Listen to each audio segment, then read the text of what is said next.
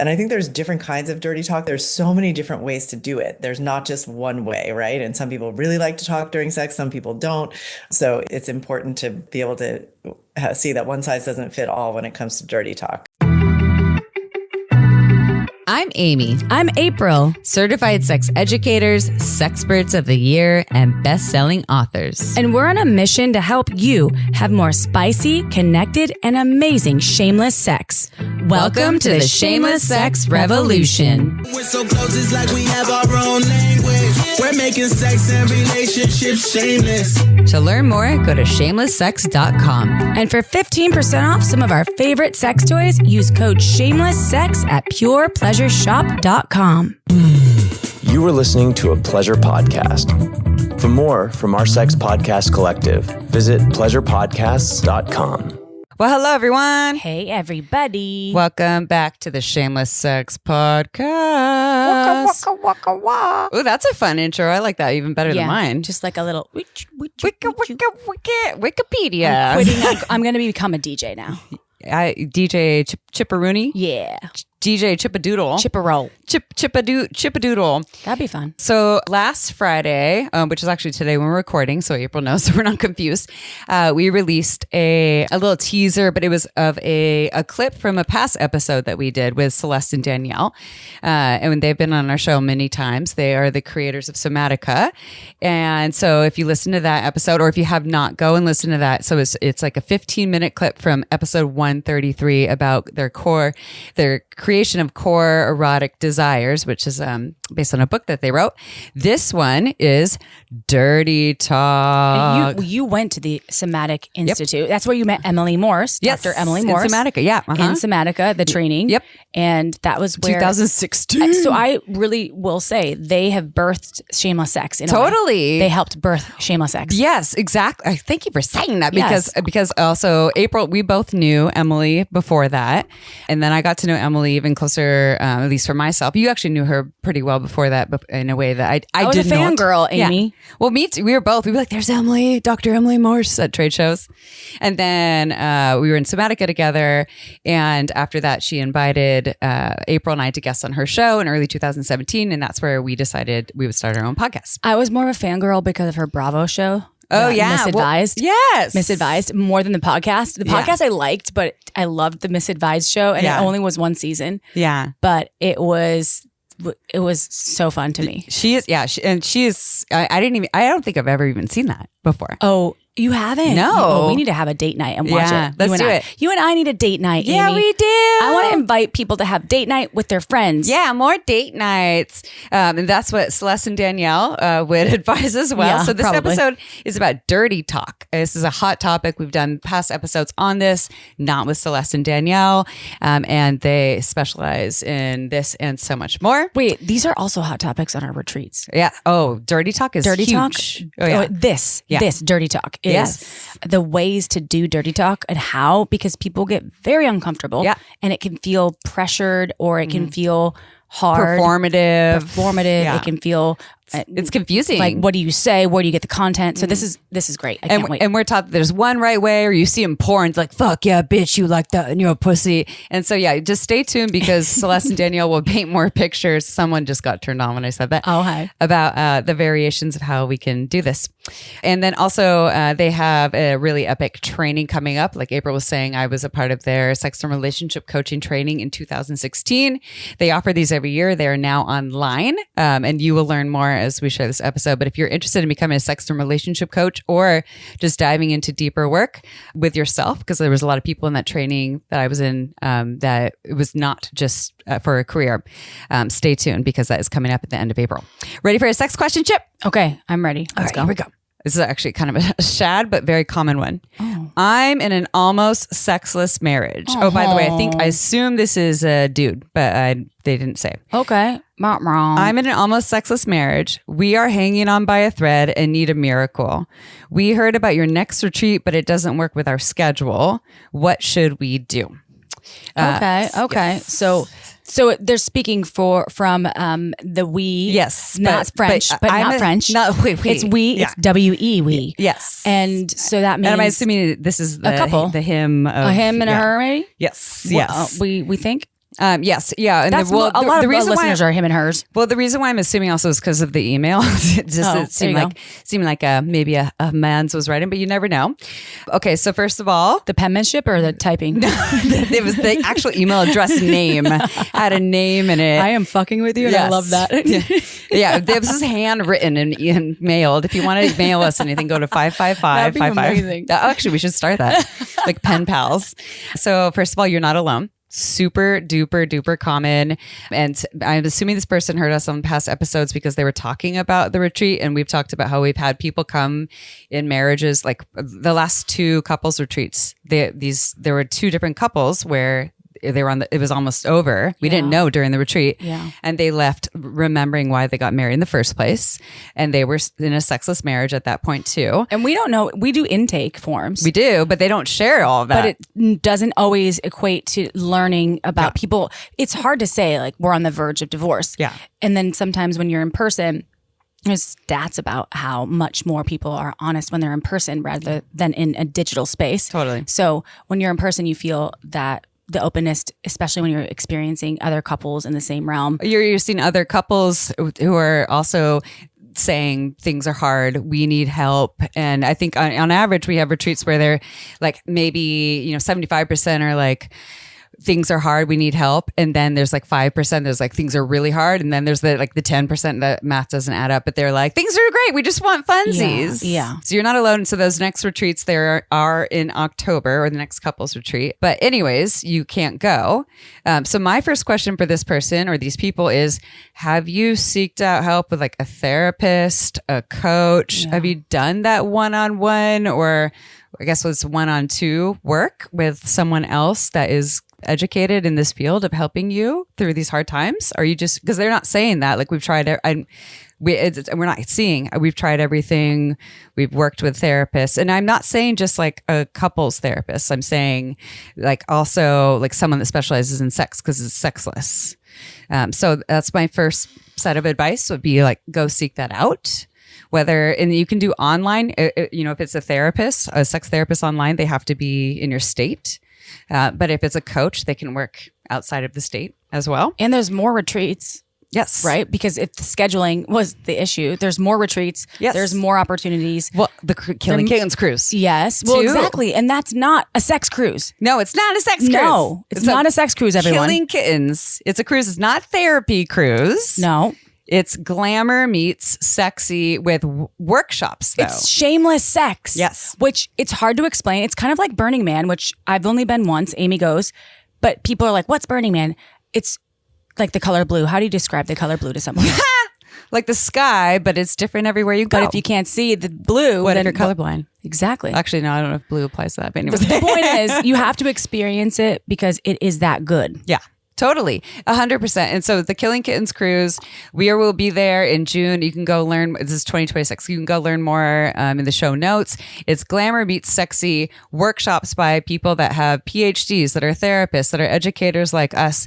And it's a great way to go and with a partner and reconnect and really like spark things up again. We're going to be there with our partners. I know. There's not a lot of rooms left either on the boat. Yeah. I can't wait. We're going to Europe. We're going to see you there. June 2026. Come to the Killing Kittens cruise. So that's another way to like, with our retreats or also with Killing Kittens cruise is another way to like bring that spark back, but not just by like, hey, this is fun. Also, you're learning together and you're really immersed in it. And that's what matters, right? You have to be really immersed in the experience of healing. So go look in the link in the show notes. Also, Somatica, just continue to listen to this episode. You'll learn more about how you can work with people that are Somatica coaches. And also they have online courses and even that training that they do that is for sex and relationship coaches, couples. When I was in the training, they were there, or individuals, to go and learn about themselves and how to better their sex life. So go look in the show notes for that too. That's and smart. Good luck to you. That's You're a not smart alone. way to approach it. And lastly, we have episodes on sexless marriages. Yeah. Go and look that up. Go to shamelesssex.com. Look in the little search box and look up sexless. You'll see, and I know it's sad, but you'll go and see a number of episodes about that. Okay, let's do a bio. Yep. Danielle Harel, Ph.D., and Celeste Hirschman, M.A., are the founders of the Somatica Institute and the creators of the Somatica Method of sex and relationship coaching. As the lead sexologist on the UK's award-winning TV show, Virgin Island, they are spreading the word about this method around the world. To learn more, go to somaticainstitute.com.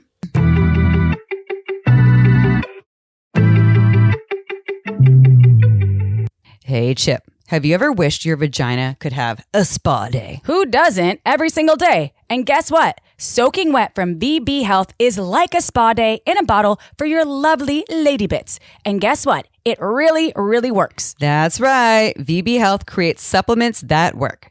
With doctor-formulated prebiotics, probiotics, and vitamins, Soaking Wet promotes total vaginal health and natural wetness. And the best part? It's backed by academic and clinical research, and it's tested by 2 separate third-party labs. Safety and quality first, folks. Plus, over 90% of users give it a 4 or 5-star review because VB Health makes supplements that really work. So say goodbye to those dry spells and hello to a more vibrant you.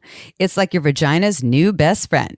Make every encounter slipperier, sexier, and downright sensational. It's time to get soaking wet and keep those good times coming, literally. And the best part? Soaking Wet is formulated by medical doctors at VB Health.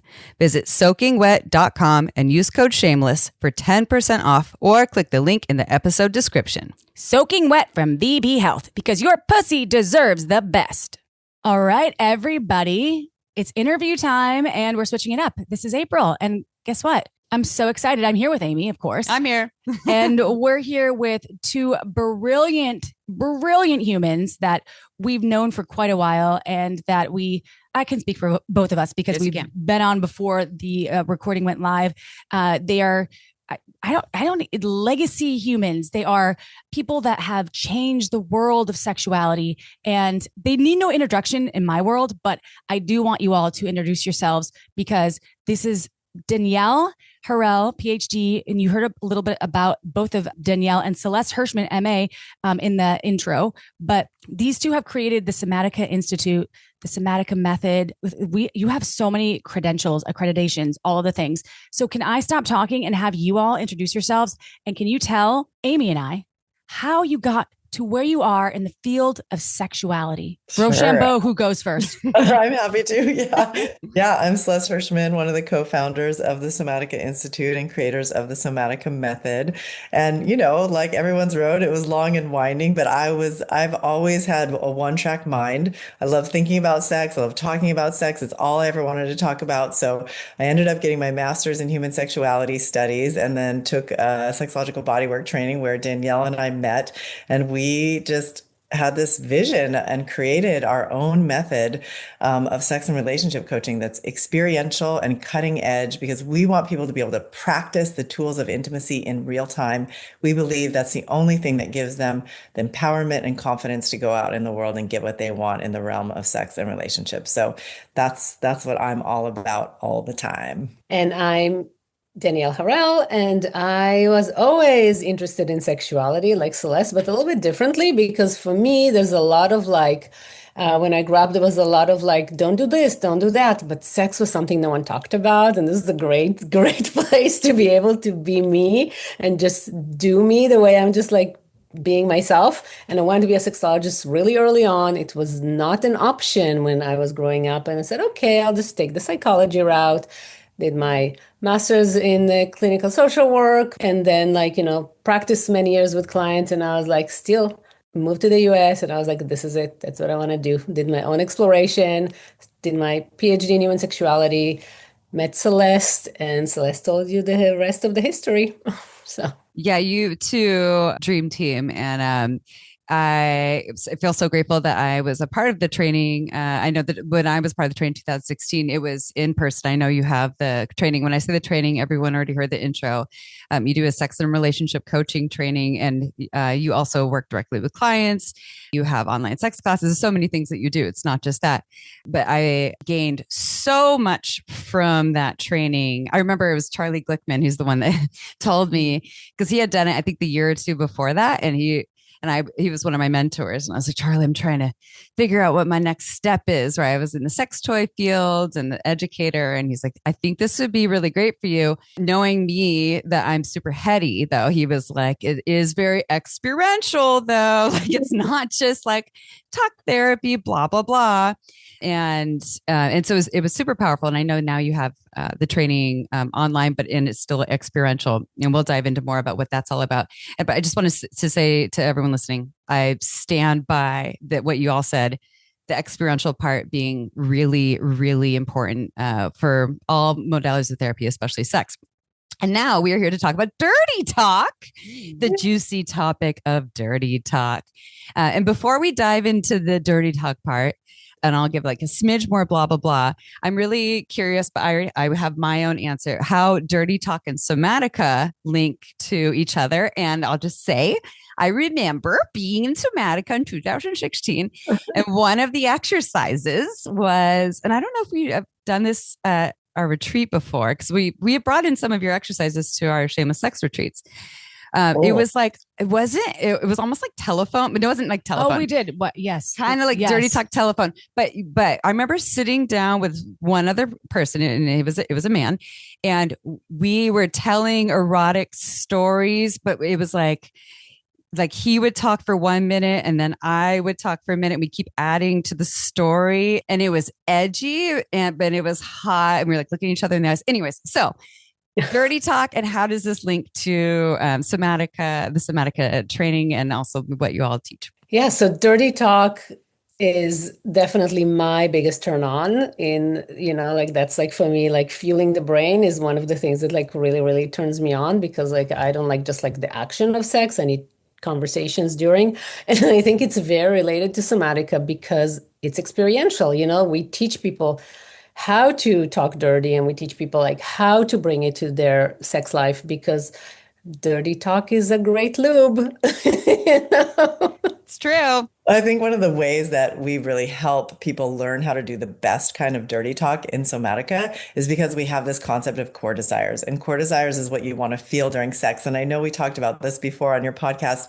And that guides, like what people want to feel during sex really guides the kinds of things that you're going to talk dirty about. So I also love dirty talk. And I actually like totally quiet sex, like I just feel lost and kind of bored, because it's like, I don't know, my brain, I'm a very verbal person, so my brain needs to be engaged in the experience. And I think there's different kinds of dirty talk that people need. And Danielle and my types of dirty talk are very different. So I think it'll be fun to dive in a little bit deeper and get specific about dirty talk, because then, you can see there's so many different ways to do it. There's not just one way, right? And some people really like to talk during sex, some people don't. So it's important to be able to see that one size doesn't fit all when it comes to dirty talk. Dirty talk is hard. It's difficult for a lot of, as I'm such a heady person, it's difficult for me to think about April talking dirty. And always have to almost get into a character that isn't myself to talk dirty. So I'm curious to learn more from you both, because this is such a great topic. This is always a hot topic when we're at retreats, or when I'm in the bedroom with my partner and I'm running out of things to say. I'm like, oh, wait, what do I? So I can't wait to hear more, because I need more tools in my tool belt. So I'm being selfish. But so I'm wondering first, though, let's get to like the bottom line of why it's so hard for people, right? People like me, maybe it's not. It can't be hard for me, the actual words. I can make the sounds like, but the actual words, right? Yeah. So why do you think it's so hard? Why do so many hard pussy? Yeah, my hard pussy. You're like, wait. And then why do people have a desire to get better at dirty talk? Yeah, I think it's really hard to do dirty talk, because I think people have a very specific idea of what it's supposed to look like, and they get very performative. They think like they need to say all those words like my hard pussy.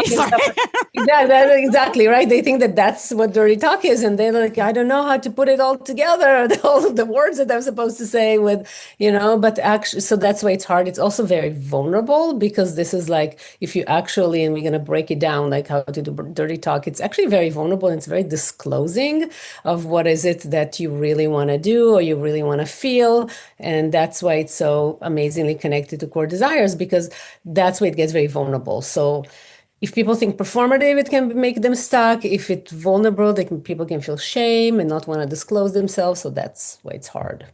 Yeah. And also sometimes you feel just stuck. Like, I don't know what to say. Like for me, it's pretty basic what I want to say and hear in Dirty Talk. It's not like these long, like involved stories. It's very much like about partner connection. And actually, one of the things that turns me on the most that I very much consider Dirty Talk is if somebody just says my name in a way that makes it feel like they just want me so bad, like they can't even believe it. Like I can just like, they'll say it one time and I can just keep running that in my head and it make me come, So for me, it's like more like the partner connection and like the going back and forth, like, my God, I love touching you so much. And they're like, oh, I love the way you touch me. And like, it's like we're making this circuit with our words. And that's simple. Those are simple sentences, or like, you're so fucking hot, or love looking at you.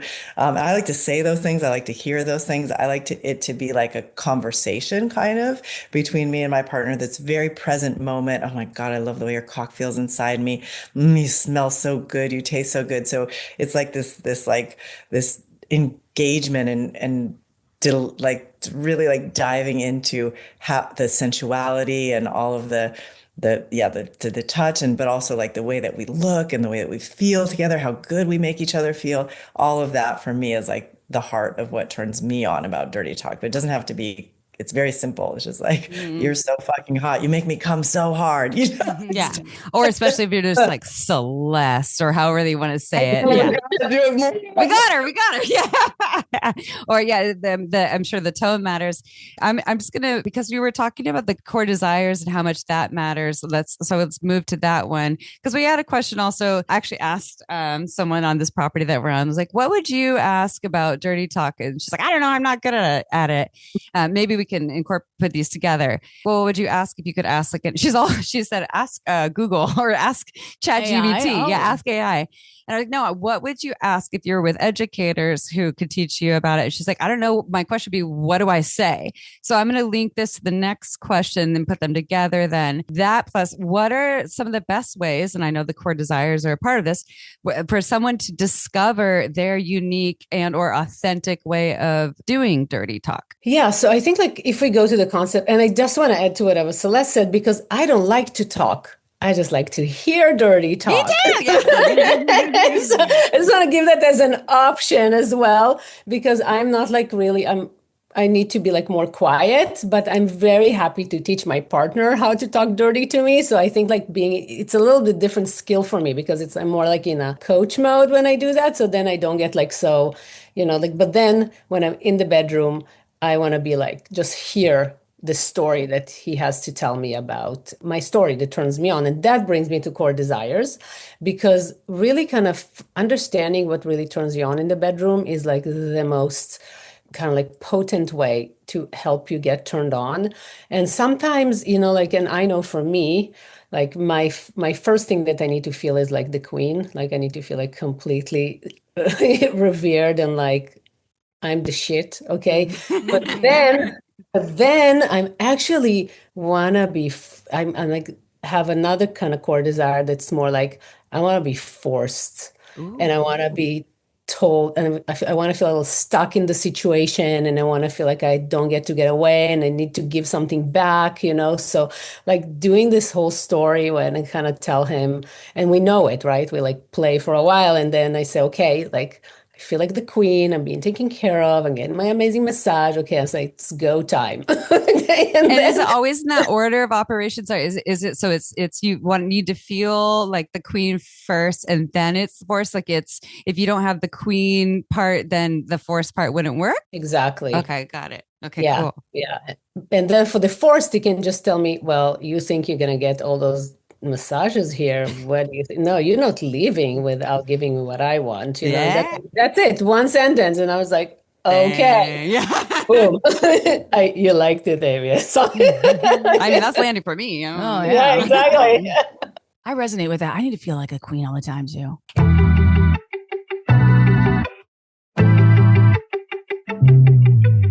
Fact. Most pussy owners need some sort of clitoral stimulation to orgasm, and many are not having orgasms from penetrative sex. Say what? I know, right? This is one of the many reasons why we are obsessed with OMG Yes. Not only has it changed our lives in the orgasm department, but I've been recommending OMG Yes to my clients for years, and it's completely changed their sex lives as well. OMG Yes features scientific research of real vulva owners, aka women, showing techniques to pleasure the pussy. They turn the research into tasteful, educational short videos, animated modules, and infographics for easy visual learning. They call it OMG Yes for a reason, because OMG Yes is for anyone who wants to learn about pussy pleasure or take it to the next level. Whether you're a beginner or someone who wants to take your orgasms from good to mind-blowing, then you need to check out OMG Yes. They have 3 seasons: external pleasure, internal pleasure, and sex toys. It's not a subscription service, y'all, so you don't need to download a single thing. And it's great for partners who want to pleasure that pussy too. And for listeners of our show, OMGS is offering 10% off when you go to omgyes.com/shameless. Again, that's omgyes.com/shameless to receive 10% off unlimited access towards enhancing your pleasure power forever. Newsflash, everybody. We are picky about our lubes. Can we say uber picky? Yes, we can. And let me tell you all why Uber Lube is our absolute favorite lube ever. Uber Lube is a luxurious silicone lubricant that I want all over my body. Yes, it's designed for sex because it enhances intimacy while allowing you to still feel the skin-on-skin contact, but it feels so good that I want it everywhere.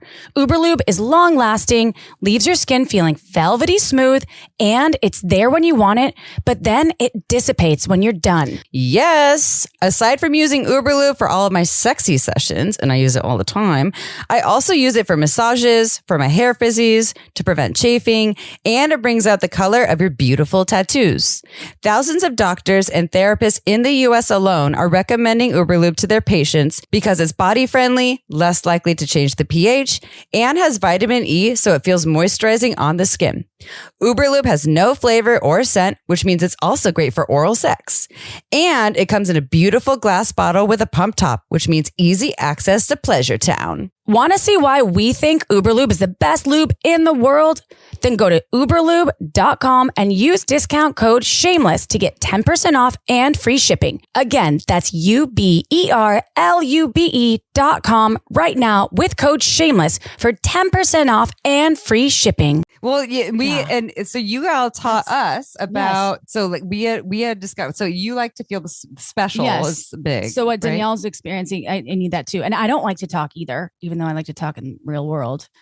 In the bedroom, I'm like, please just talk to me. Yeah. Do I have to talk to you? Yeah. Can I just, yes. And then sometimes I think that helps though, when they engage and talk about what they're experiencing. And then I'm like, yeah, your cock is super hard looking. And for you, hard looking. It's like me saying hard pussy. Yeah. It's hard looking. And for you, April, so feeling this special, right? So like what would be some of the dirty talk, like, or what are some of the things that if your partner's helping you feel special, what are some of the things, like you have the best pussy? Yes. Yeah. Yes. Yeah. The taste, what they're experiencing, the taste, the smell, the touch. Or like the way you suck that dick is the best. Yes. Oh, that's the best too. Damn, they're both. Is there a difference between special and the best? No, I have that one too, because, there's a part where I really want to feel special and precious, but then sometimes I want to feel like a very good girl, like I'm doing a really good job. And sometimes if I feel really pleased and like I've had tons of orgasms, then I want to be a little bit like used for the other person's pleasure. Like now just use my body and do exactly what you want to do with it to make you come or to turn you on. Right. So I have that little bit of that trajectory also, where all the specialness and care needs to be established, and then we go to a little bit more of like a using or pleasing. I like to be very pleasing situation, right? Mm-hmm. And so with all these, but how would someone understand this then? Like how they we know, right? Like, because April and I've learned from you, right? And I can relate to with like special, but also mine's like to feel cared for and owned can be a part of it. But how does someone understand that, discover that in themselves? Hey, you need to really have the conversation. Well, first you need to kind of figure out yourself, like, what is it that you want to feel during sex? And it's really important to take like shame out of the picture. That's why we're talking about both like those feelings that people think of as positive, like feeling special, but then people also think, oh, it's bad to feel like used or violated or degraded. But that's part of what turns so many people on. So those are great things to feel because you're doing it consensually and you're doing it with a partner who cares and is willing to give that to you.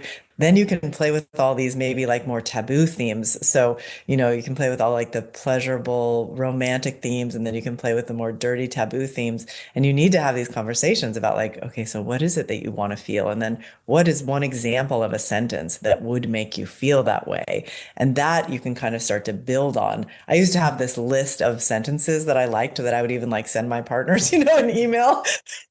In an email, a spreadsheet, or like a PowerPoint. That would be good. Yeah. Because I knew my sentences, and they kind of never get old, I have to say.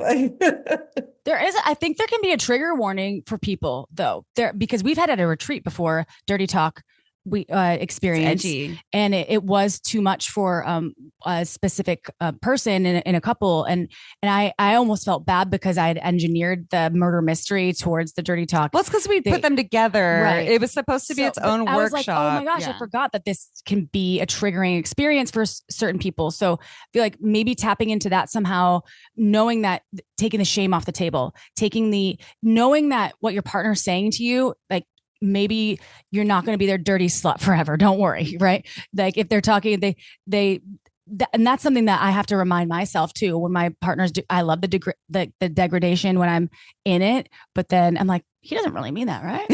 Oh, you think that sometimes? Sometimes, I'm like, no, this is dirty talk. This is hot. And then it's like, yeah. So anyway, I just want like a conversation to have like outside the bedroom, warning. Maybe. Yes, But what do you think? And this wasn't a question on the list, but I'm wondering if you have any suggestions. If someone gets triggered, if there's any way to dismantle that triggering experience. Yeah, definitely. And I do think it's really important when people kind of reach into this conversation to understand that that's like, we're looking at it as workshopping, like you're not going to know right away and you're going to stumble on things that not going to be so great and someone's going to get triggered.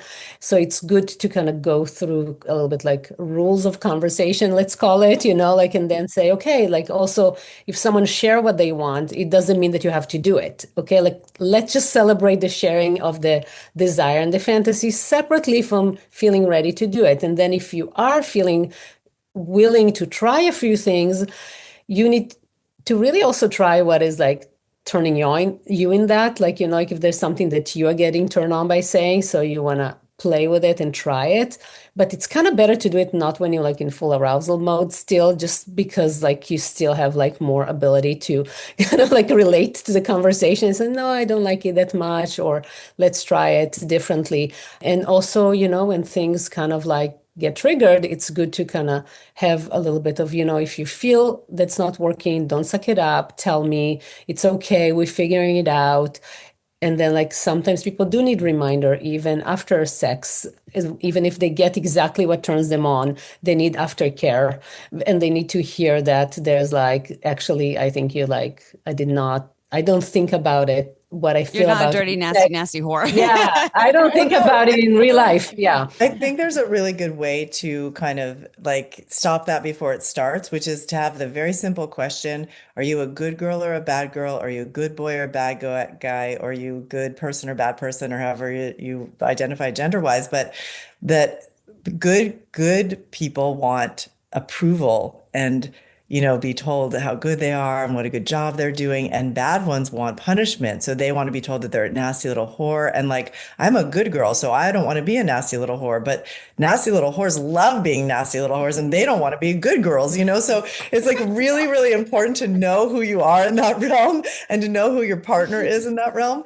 because that will save a lot of these potential triggers where it's like, oh, some people want to feel, they might still want to be like told what to do, but they might need different things when they do, they might need punishment or they might need approval depending on who they are in that realm. And what do you do about the stage fright thing, like on the spot, where I don't know if you have all had that moment where you're there and like if maybe a partner's asked like for more dirty talk or something, or like you start to be like, I know I want to say this thing, but and then you're like getting your head and like, what do you do in that moment if you feel stuck but you want to be able to engage more? Do you have any tips about that kind of like heady moment? Yeah, I think it's really good to just be able to say like, oh my God, I feel so on the spot right now. Like, it's better to just like freak out or shut down or right to just be like, I want to talk dirty to you, but I actually like feel really nervous. So we might need to talk about it a little bit more until I feel comfortable doing it.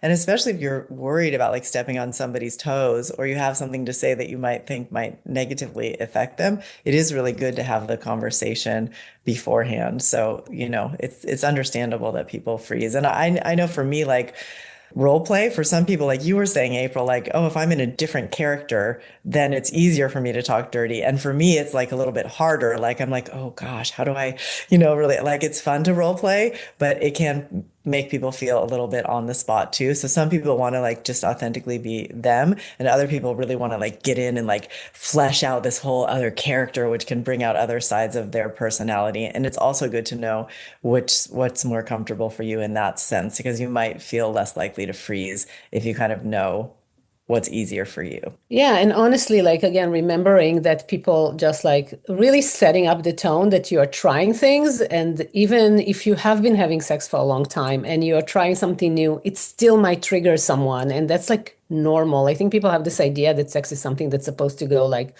with no problems whatsoever, but that's not true. The point is like, hey, we can recover from it. Like, we can pause for a second, we can regroup, and we can start again with much more refined tools. And I would say that's what makes, actually, with what you all were saying too, April, for you to be more comfortable role play. Like, I don't know if there's like an overlap. April's really good at accents and things like that. And you're like making you're good it at characters. somewhat comical. Yeah. Too, where it's like, oh, honey, I'm going to fuck you. Yeah. You're good at character. Like, and I'm not. Yeah. Right. Yeah. And I don't know if that is a good, some people get really annoyed by that, but I love when you do it. Yeah.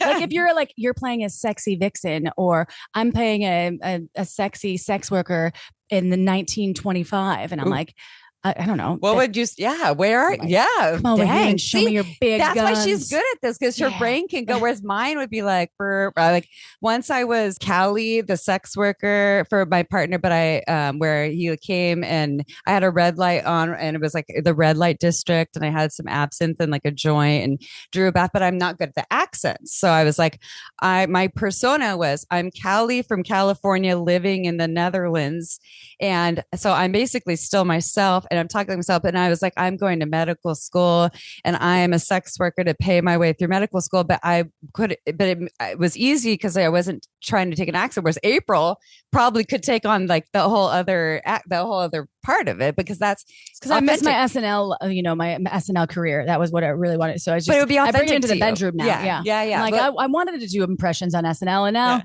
I do it on my podcast. Now she's in the bedroom. Sorry, everyone. Yeah. Now you have to hear and in the bedroom. Yes. Yeah. So we all have our own way. Can people learn from you all, hopefully accents, if you teach that, I would love to hear that, but I don't know.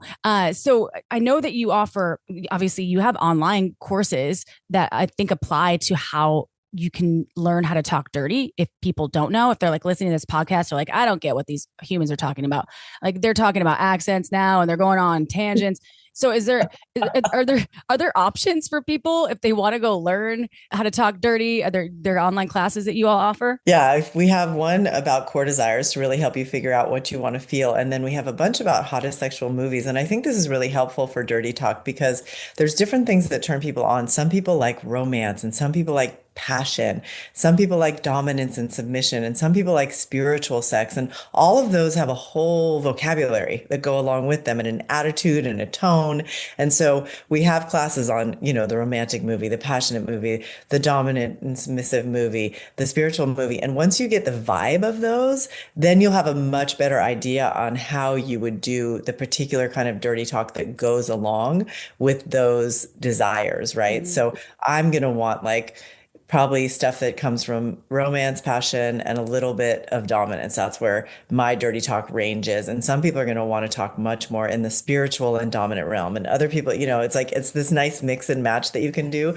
And so, yeah, we have a bunch of classes that would really apply to helping you flesh out your dirty talk skills. And we also have a class about how to share hottest sexual movies when they're a little bit more challenging, or they're like, like less challenging, like when it's easy to share or when they might trigger your partner. So like really kind of helping people see how to break it down and understand like the basics of the hottest sexual movie concept. That's what we're talking about here, right? Like, yeah, we'll put all the links in the show notes. And just for our listeners, if you didn't listen to episode 133, where we dive in deeper to more of the understanding of the core erotic desires, or last Friday's episode where we gave you a little snippet, go listen to that and you will learn more.